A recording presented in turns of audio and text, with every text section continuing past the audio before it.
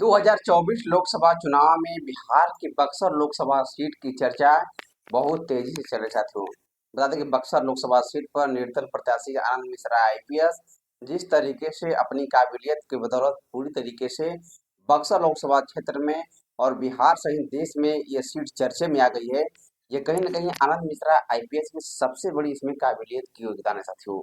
जिस तरीके से असम के मुख्यमंत्री आते हैं हेमंत विश्व शर्मा मिथिलेश तिवारी के पक्ष में प्रचार करने के लिए वोट देने की अपील करते हैं, लेकिन उनके भाषण से संबोधन से लेकर लास्ट तक से कहीं न कहीं आनंद मिश्रा आईपीएस का नाम 15 से 20 बार लेते साथियों।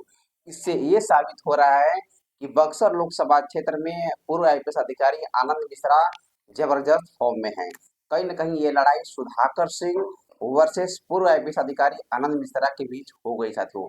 कहीं न कहीं हेमंत विश्व शर्मा के भाषण से पूरी तरीके से बक्सर लोकसभा क्षेत्र में एक अलग सा माहौल बन गया है कि मिथिलेश तिवारी पूरी तरीके से बक्सर लोकसभा क्षेत्र की लड़ाई से बाहर हो गए हैं और आनंद मिश्रा आईपीएस और सुधाकर सिंह के बीच में बक्सर लोकसभा क्षेत्र की बड़ी जंग होने जा रही साथियों। जिस तरीके से हेमंत विश्व शर्मा आते हैं प्रचार करने के लिए मिथिलेश तिवारी के पक्ष में, लेकिन उन्होंने पूरी तरीके से कहीं न कहीं आईपीएस आनंद मिश्रा के पक्ष में उनका तारीफ करते हुए कई बड़ी-बड़ी बातें भी बोले जाते हैं। जिस तरीके से असम कैडर के आईपीएस रह चुके हैं आनंद मिश्रा आईपीएस, उनके पक्ष में जो कि उन्हीं के प्रदेश में वो आईपीएस थे, जहां भी कोई बड़ा मैटर होता था वहां आनंद मिश्रा आईपीएस जरूर खड़े होते थे। इसको लेकर कई बड़ी-बड़ी तारीफें कर दी हेमंत विश्व शर्मा ने, लेकिन आनंद मिश्रा आईपीएस का जो लंबे भाषण दिए विश्व शर्मा ने, उसमें कहीं न कहीं आनंद मिश्रा आईपीएस का 15 से 20 बार नाम ले लेना, ये कहीं न कहीं पूरी तरीके से लड़ाई का रुख मोड़ दिया साथियों। जिस तरीके से मिथिलेश तिवारी बीजेपी के सिंबल पर चुनाव लड़ रहे हैं, वहीं आरजेडी के सिंबल पर सुधाकर सिंह चुनाव लड़ रहे हैं और कहीं न कहीं आनंद मिश्रा आईपीएस जो निर्दल प्रत्याशी हैं और निर्दल प्रत्याशी का कहीं न कहीं एनडीए गठबंधन के कोई मुख्यमंत्री इस तरीके का नाम ले, ये पूरी तरीके से कहीं न कहीं निर्दल प्रत्याशी आनंद मिश्रा आईपीएस पूरी तरीके से भारतीय जनता पार्टी पर भारी पड़ रहे हैं साथियों। ये लड़ाई कहीं न कहीं सुधाकर सिंह वर्सेस आईपीएस आनंद मिश्रा के बीच हो गई है।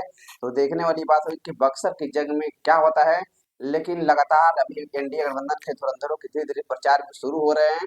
अब देखने वाली बात होगी कि किस तरीके से किस मोड़ पर ये लड़ाई आती है, लेकिन हेमंत विश्व शर्मा के बयान से, भाषण से पूरी तरीके से बक्सर में ये माहौल बन गया है कि आनंद मिश्रा आईपीएस और सुधाकर सिंह के बीच में बक्सर लोकसभा क्षेत्र की सबसे बड़ी जंग होने जा रही साथियों।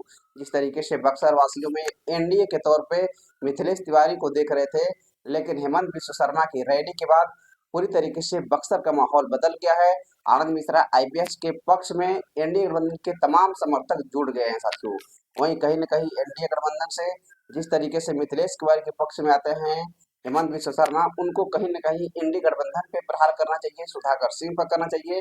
उन्होंने लेकिन आनंद मिश्रा आईपीएस का नाम अपने संबोधन से लेकर लास्ट भाषण तक लेते रह गए साथियों।